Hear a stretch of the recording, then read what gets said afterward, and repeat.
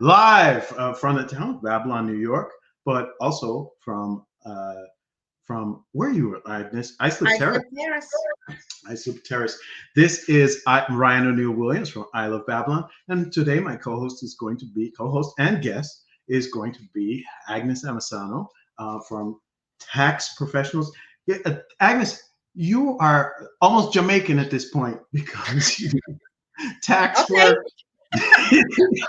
You do wedding efficient work, and you're a local artist. It's great to see you. Thank you so much for coming on. Well, thank you for coming. We've actually been doing this for quite some time here on a program called Just a tiny bit, yeah. Just a little bit.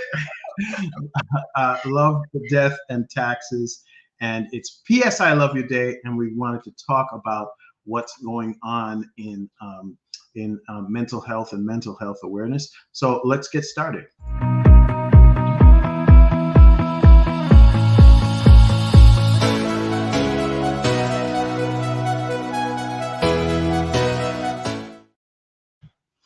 All right. It's the second Friday in February, and that means it's P.S. I Love You Day. Have you ever heard of that before, Agnes? We've been celebrating here at I Love Babylon for quite some time. Okay. So, P.S. I Love You Day was started by two girls in West Islip, basically as their father passed away he had a suicide, and the last thing he said to one of his daughters was "I love you," and so, or P.S. I love you. But basically, they started to bring more awareness to mental health, because the guy was like an amazing dude. And by the way, you can check out this whole story. I'm not going to go into all of it. But if you go and check out this whole story, it's at psiloveyouday.net. Okay. And Agnes wanted to talk also about mental health as part of our program that we do that's called Love, Death, and Taxes, reaching out and helping people. And I felt like this is the perfect day. I'm actually wearing purple because that's the color that you wear for P.S. I Love You Day. And so I thought, you're a little bit more of a gray. Did you do that on purpose? No, actually, it's just coincidence, but yes, it's a gray with purple. It's like a mauve looking thing. Wow. And I didn't even tell you. I didn't tell you. Yeah, I'm telling you, we're on the way. It was destiny. It is what exactly. You were listening in a different way. So, tell me about who was it that? Because here's the funny thing. Last week you said to me, "Hey, I'd like to talk to you about, I'd like to put that on the roster. Let's talk about mental health." And I didn't even realize that this was coming up. What exactly did you want to talk about when you talk about mental health and mental health awareness? Well, in my life, I have been in contact with people that they suffer with mental illness.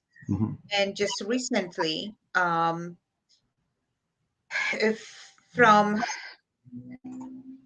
my ex-husband's family in Poland, Mm-hmm. actually, there is my godson. It's missing for the last couple of weeks. And I just find out that he's suffering with schizophrenia. He is in Germany. He brought his wife and children there, and he's missing. So Oh. it's very very sad that this. I'm not sure if he was medicated or not. That it's very sad that was not prevented, because I cannot imagine how his wife and his two children, young children, are feeling right now. How are they worried about where he is, if he's still alive or not? And in that particular family, there was quite a few people suffering with that illness. Some of them were medicated, some of them were not. And what I experienced by knowing them, it really touched me. It really touched me, and how seeing how other people, close family members, how they suffer because of that, because how difficult it is to reach a person who is suffering with that illness, how far sometimes they have to go to force the loved one to start being medicated. Okay. It's a lot of suffering. It's very, very difficult, and it would have been nice to have more awareness about Yes. what the person who is suffering, what they need, how Okay. to reach out with the help to their families, Yeah. because it's a very, sometimes very lonely journey. Hmm. Trying to hide, like I know this older generation will hide the illness in the family, sleep under the rug, everything is fine, and they suffer in silence, and it's not healthy for anybody. And thank God, like, see, to the organization, to the girls that you mentioned before, the organization's PS I Love You Day. It's a beautiful thing that younger generation is learning about it. It's no longer a taboo. Yeah. And it's a wonderful thing that young people are being educated and that they can be open about it. So if they feel there is something that they're experiencing problems, they can approach Dr. Rome Yeah. or help their family members. So Yeah. that's a beautiful thing what those young girls are doing. Yeah. The stigma, and what's interesting is I've known those girls since they were like like just about teenagers, like just turned and so and seeing this thing happen, they may not even remember me, but like the second year or so that they did it and got it into the Babylon schools, like the Babylon High School, my daughter was there. And so I know this is like 10 years ago, but because she was there, she actually went through some of the stuff that they were talking about. They had these great exercises where they were just like, hey, who's going through a rough time? Like, how do we deal with, it's not just mental health, but it's also, let's show empathy to people who are having difficulties. And those are the things that actually sometimes, make someone have a mental health crisis, specifically something like depression, right? Yes. And so they were like, there was this great exercise that they did where they lined them up. And she came home and told me about this and was like, teary-eyed telling me about it, where they lined them up and they basically said, okay, everybody, if you have experienced a very close death in your very close family, take one step back, right? If you know someone who was abused, take one step back. If you know someone who was raped, take another step back. And then so it turned out that there were all these people that they ended up having empathy for, because even though in their short young lives, 16 years old, 17 years old, 15 years old, they had experienced all this terrible, terrible trauma, and they all like hugged one another. And she said the whole day, Daddy, I was crying, but it was kind of a great experience because they showed empathy for one another. So it's tough when it's something that it's not just caused by something that's happening, but also when it's like you said, like see, Rebecca's here responding and talking. She says it's an epidemic for many young people today. Yeah, it's kind of one of those things where you keep people keep hearing people say that they have anxiety, that they feel depressed, that the world itself is too much for them because first of all, they're getting so much more information from one of these things, right? But then on top of that, I don't know, man. I feel like our young people are really empathic. Like they pull in a lot more information than I did as a kid. Like I don't, you know what I mean? What do you think? No? Let me tell you, I'm so glad that I didn't grow up here. So you also think it's partially? I was born and raised in Poland, and it was different upbringing. We didn't have as many choices. We didn't hear too much. Now young people are being challenged. They're being challenged about their religion, about their upbringing, about their culture, about everything. Yeah. And then, I went to school. I had a uniform. There was no competition. Who's got better clothes? Who's got this? Here, it's completely different. So, I'm glad I didn't have to go through that. The truth is, you can go to a private school or a Catholic school, and they require you to wear a uniform. But you're right.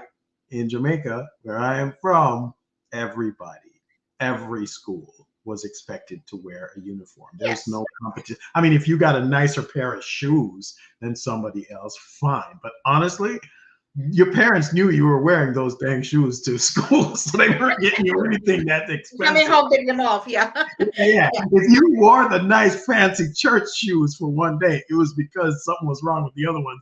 You had to wait till mom got you something on the weekend. Yeah. But But see, young people they're being bullied. They have access, maybe in my opinion, a little bit too much to social media, and certain informations are not being given to them or explained properly. yeah, They yeah, reaching out for certain things way too young, and there's pressure building up. If you're dealing with certain things at 12, how are you going to deal with things at 22? yeah. And maybe taking medication constantly. There's a lot of things that, okay, well, there's a problem, child had ADHD or anything like that, let's put him on medications. How about bringing a little bit more love? How um, about making them exercise? How about making them do all the other things that could and possibly happen? talking. And I'm not saying it's anybody's fault. Hey, you're not doing what you're supposed to be doing. That's not really the thing. Like, the thing is, yeah, what can we start something else before we get there, right?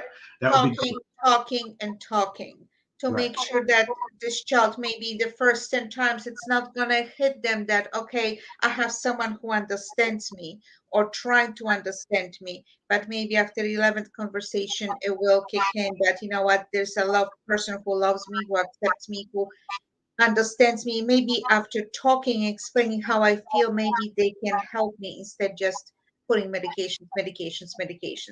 Or better yet, with in some situations, medication plus the care, plus the love, plus the conversations will help a grown up, not only a child, but a grown up, a teenager. Yeah, It, yeah, it's it's a lot of pressure for yeah. young people, but understanding that other person can go through problems, that maybe life lost its color for them and they lost their help, any hope, um, and to Or reach their out to a person. identity. I know exactly what you're talking about. And by the way, to your point about medication, Rebecca is saying here in the day, many self-medicated with alcohol, and I see them now doing it with other things too. Yes, Alcohol, uh, marijuana. Now there's this whole thing with fentanyl. They're taking these pills and don't realize that they are laced with a ton of fentanyl that gives you an instant death. Like, there's no, hey, let's Narcan you back. No, it's too much and they actually yeah, pass away. So yeah, that is there, and it's just a matter of, yeah, how do you deal? And so what you were talking about before is, yeah, sometimes you get to this point where life loses all color for you, and you're like, why should I even be here? What do I do? And I do understand that sometimes it's something that happens, like the sisters there are basically saying, hey, our dad like died and killed himself, and so we put ourselves in this place. We were in this dark place. If you watch the video on their show, their website, you actually see them talking about, hey, this was a big deal for us, and we thought that we were going to be in trouble, and maybe someone suggested to them that they go out and speak with someone else, and because of that, it helps. I know when I was going through a really rough patch, um, I got hurt really bad when my marriage was breaking up, and the kid and the wife that I thought were, basically on my side were like, I basically said, okay, I'm gonna go. I gotta go to therapy. I'm gonna talk to somebody about this because I don't know what the heck I'm going to be doing. But the great thing is, you're right, because you're from somewhere else, and because it's not necessarily a thing that is open to you, giving up, or there's not really, I've got kids, so I would try not to. And I'm not saying anything about the father of the other the other person's there. I'm just saying that that's one of the things that would make me stop and not say that. But again, I think it's because, one, you have a little bit of people behind you that you can speak to. You have a background of you saying, that's not something I would want to do. But also you might start to think, oh, there are other things that I could do. I can go running or exercise. I know when I start to feel bad, I know if a good run around the block. Well, I think each of us at certain point in our lives, if we didn't reach it, then we will reach a low point in our life where all the hope will be gone, that we will feel like it, that the color will be gone, and we will start questioning, well, if there's nothing going right for us, so, well, maybe I'll take the easy way out and just end it all. That's not the answer. But I'm sure that every person at certain point in their lives will have a thought like that. Even just hearing that others ended their problems this way, so they will say, oh, maybe I should do the same thing. That's not the answer. No, that's not the answer. I'm gonna say something to you, and many people are gonna say maybe this isn't something that he should say, but let's just toss it out. There is a book by an author called Chinua Achebe, and it's called Things Fall Apart. And it is about the beginning of the Atlantic slave trade in Africa. And these people start to freak out that their entire lives are being dismantled, like their tribal life, who they were, what they believed in, is completely, yeah, it is Things Fall Apart. See, Rebecca knows the song, knows it, yeah. And so the idea is that their entire world was being pulled apart, and they were coming to take him, and I think at the end, basically there was no way out. And him doing that in his culture at the time, and this is just me being devil's advocate, okay? At his culture at the time, it was actually seen as noble for him to have done that because there was no other way out or whatever it is.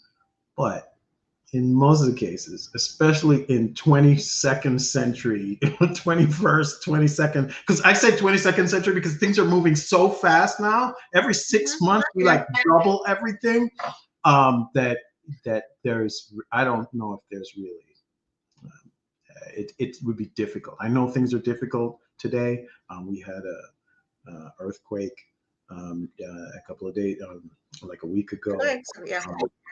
We're having a lot of bad weather all across this country. There's a lot of rough things happen. Burt Bacharach passed away yesterday. I was like, what the heck? What the world needs now is love, sweet love. But yeah, I think in today's day and age, that's not necessarily. Each of us will have to have an outlet. Either if there's a support group, either there's a family member, either the hope that you and I, we have children, so you live for your children, I live for my son, I live for my grandchildren. So if anything would have been gone, they are still there, that they will need you, they will need your wisdom, they will need your presence, your love. For anybody else, we all have to have outlets that will pull us out of the dark place. Yeah, it's rough. It's not easy. No, it's not. No, it's not. But just the fact that you and I were talking openly about it, that this a problem exists, wouldn't even be allowed at a certain time. Like for me to tell you guys that I went to therapy when I thought everything, my whole world was going falling apart, would not have been something you could have done in the early 90s. I felt like there would have been a much more stigma attached to it. But now everybody goes to marriage therapy. Everybody goes to, even because after that was like crumbled and people weren't even responsive or wanted to even have a conversation. I was like, whoa. This is not resolved. I've got a problem. Can I continue to talk to you and keep on doing what I need to do? So yeah, in a long time, it's not even something that you You could have No, spoken no. about it. Now And that's a you're very right. And just like you said, there are people in the family who are looking at hiding it because oh, they absolutely. have many different reasons why, right? You don't want Embarrassment. Oh my God, what people will say, and but, different things. but, So but think about this. If it runs in my family, who's going to want to marry my kid? Who's going to want to marry my sister? Who's going to want to run? It's an interesting way of self-preservation, right? You're like trying not to make it so that everybody knows about this and worries well, about it. You don't think that that's a thing? I see you pull up. And when I see you pull up like this, like, oh, that's good. when you meet someone, Mhm.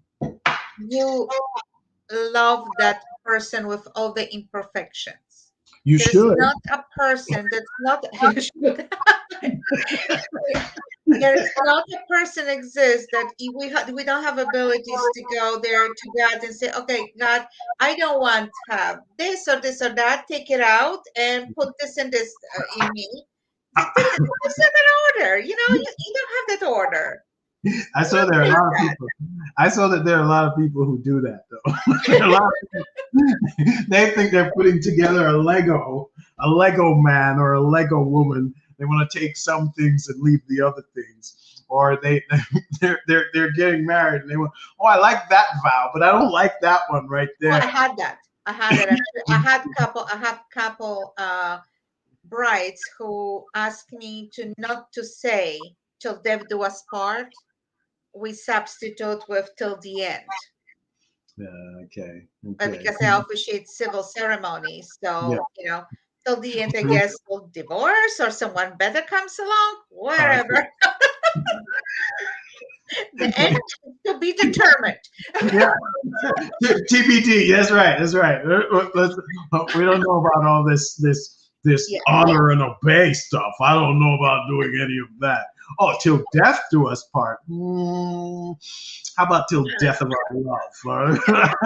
Yeah, they're editing the whole thing. Yeah. But the fact that if you know that you are at risk of something, no matter what is, you will be cautious, right? That's just normal thing to do. Okay, I will screen myself for this. I will screen myself for that. Any kind of illness, any kind of imperfection, we can do that to avoid problems. So as long you know what you have to look out for, Yeah. do it. Prevention. Just like told those two young girls, they're doing a beautiful job by spreading the word about suicide, by bringing knowledge and awareness to people. We should all do the same thing. And if you see someone in need, then do it. Help people that they live with a person who is suffering with mental illness. Those people go through hell. It's not an easy task to trying to force someone, or sometimes we have to force them to, if they are dangerous to others or themselves, you have to force them to be hospitalized and take medications, and that's it's a very difficult decision to make. So it's harder for people who have lived through a different set of times to actually see what it is that we're talking about sometimes, or empathize with what it is. So sometimes you have to let that go and just be. My therapist was actually she was a much older woman. She was in her 70s. She had been through 2 marriages herself and was like, okay, great, I'm gonna give you all this advice. It was excellent. I mean, really good. She figured out things like right away that I was like, what are you talking about? She knew, yeah, it's right there in front of me and I had no idea. And she was like, this is what's going on. I was like, oh, okay, wow. But she passed away. So when she passed away, I went to her funeral, and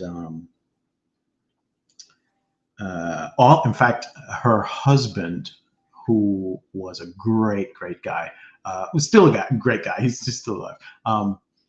Invited anybody who wanted to speak. She was a Jewish woman, so anybody who wanted to speak at her funeral to come up. And of course, Ryan decided he'd go and speak because she had basically like turned my life around because I didn't know what I was going to be, who I was going to do. Like I had wrapped my entire life into being a husband and father and whatever not, and that was unraveling.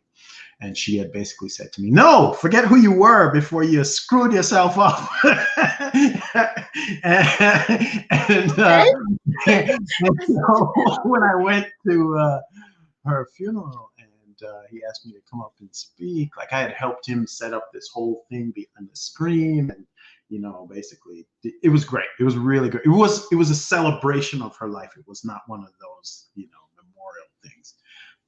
And I went up and spoke. And the place was full, by the way. She was very, very well loved and touched a lot of people. It had to be 400, 500 people there, and about a dozen of her patients showed up. And after I had spoken, just said how she had told me, she had inspired me to speak out more, to be more outspoken, to help more people, right? To spread more joy. That's what she told me. Sometimes every time I think about her. I went out and some dude came up to me who might have been her age or older. I mean, he might have been in World War II. You know what I mean? He was up there and he was like, "See? It's not that bad, is it? Did you really need to go to therapy?" And I was like, "Oh my gosh, if you weren't 40 years older than me, I would be knocking you out right now." It was so disturbing. But like I said, there's some people who just don't get it. And that's it was almost bullying because I wanted to say something to him. And there were other patients standing right beside me who might not have been able to receive that in the same way that I received it. Like, okay, whatever, dude, you don't know what you're talking about. It's needed. Therapy is needed. If you don't have professional therapists, you have to have a friend to talk to, or you have to have a tool to escape the reality. Sometimes that's what helped me, my painting. I picked that up from very young age. That's my therapy. I saw you paint something recently. I'm writing. I'm right. Yes. I like to write. Yes. And you like to paint. Okay, good. So what was it about today? I was looking at it, it's like, okay, I see a person. I see a couple. It looked like walls, maybe. What was it? I'm not talking to you. I'm not talking to you. What do you mean? What is? If you would see the post, if you would look at the post, you would understand the post. Okay, that's it. We're not talking about my painting anymore. I saw it very quickly on Facebook. I thought it was abstract. Now you're going to be angry with me for the rest of That's funny. That's killer. Romance in the air. Romance in the air. Love in the air. There was a couple embracing in a very nice romantic setting at the sunset. All right. So we just got to go look over at that, right? Ladies and gentlemen, you want to go over to our Facebook. Do you put it on your Facebook page or on your Facebook profile? So if it's on your profile, nobody's going to be able to see it. Yeah, I will put on the other side. Yes, I will. Okay. So you're going to look for, ladies and gents, you're going to look for Agnes the Tax Pro. Agnes is a tax professional who assists people when they really get into trouble. If you're calling her, it's because you've lost, you're in trouble with the IRS. You're getting the calls, you're getting the letters, you're freaking out that you can't even pick up the phone because you're scared. She does tax resolutions for people who have lost the confidence of the IRS. and if you're about to lose your bank account. Yeah, you're waking up. Please don't wait till last minute.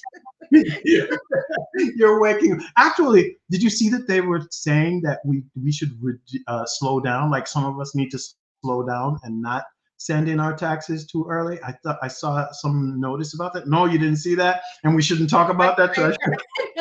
I heard something about it. Yes. Okay. Was it a specific group of people? Is that what it was? I heard something about it. I didn't pay too much attention to it, but they're saying simply that you might not have all the documents ready Some people will send you, and then you have to amend, certain 1099s for the interest or whatever. You might not have everything, so be careful with that, because this way you have to amend your taxes because they're not going to be corrected, or you're going to, if you let it go, you're going to receive notice from IRS that there is a collection. Either we owe you some money or you owe us some money, and your taxes, they're not going to be correctly filed. So. So pay just more attention to it. I'm one of the people that I have my taxes ready before the due date, and as soon as midnight passes, it's being sent. This way I have time for my clients. This way I have time for my clients. Pay attention to them. So.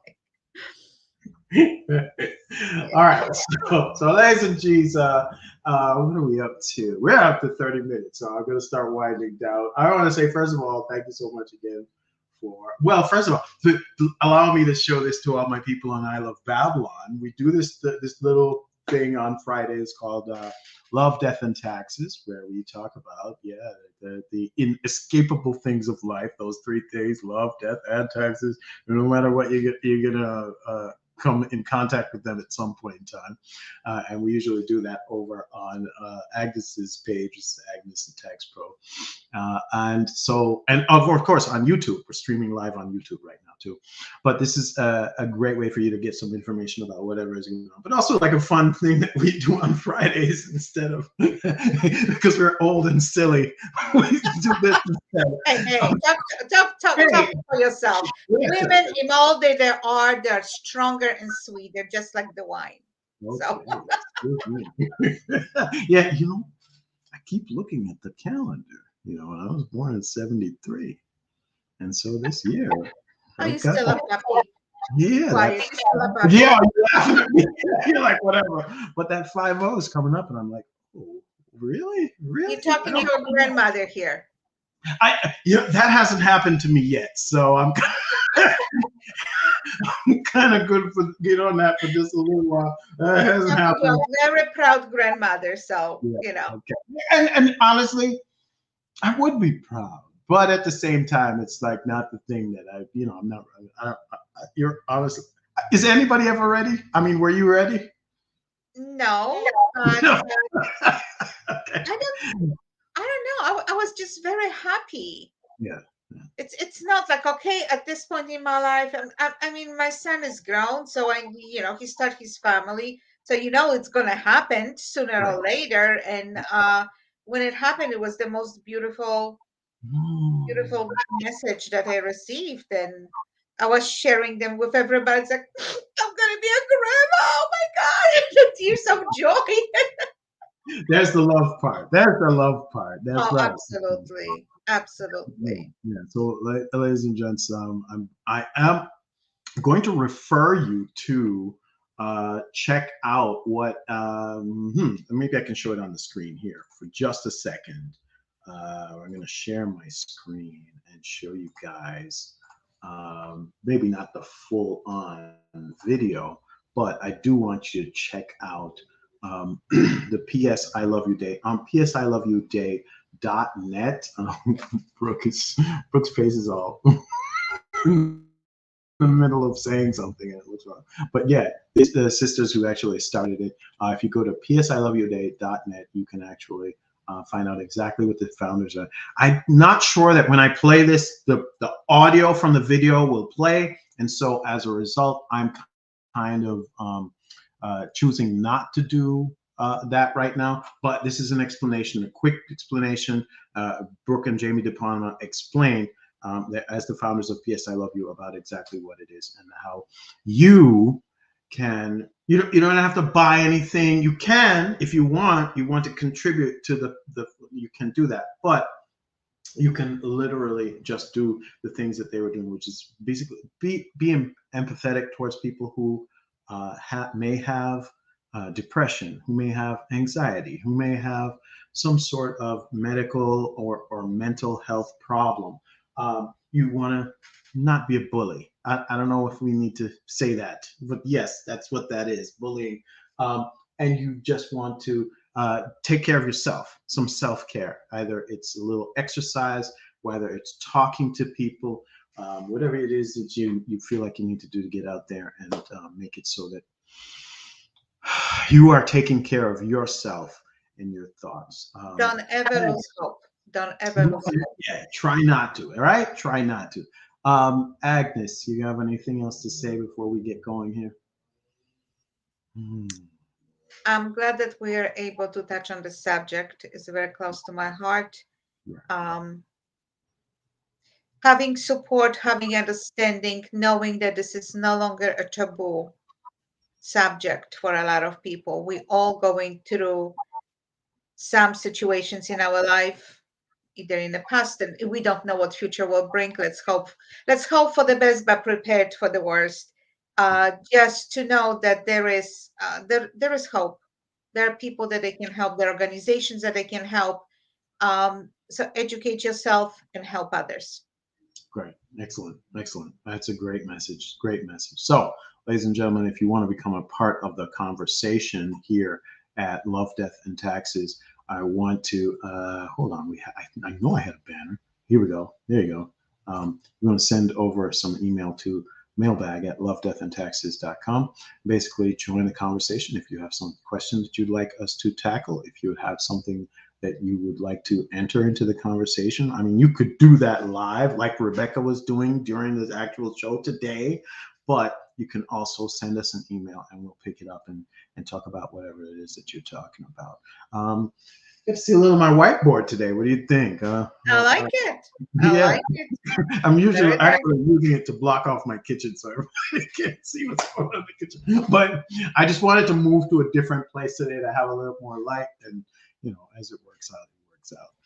All right, so ladies and gentlemen, we'll talk to you next week around the same time, same bat channel, same bat time, right here. Love, Death, and Taxes. I'm Ryan O'Neill Williams, and my co-host Agnes Amasano will be here next week at Love, Death, and Taxes. You guys have a good day. All right, I'll see you soon. Bye.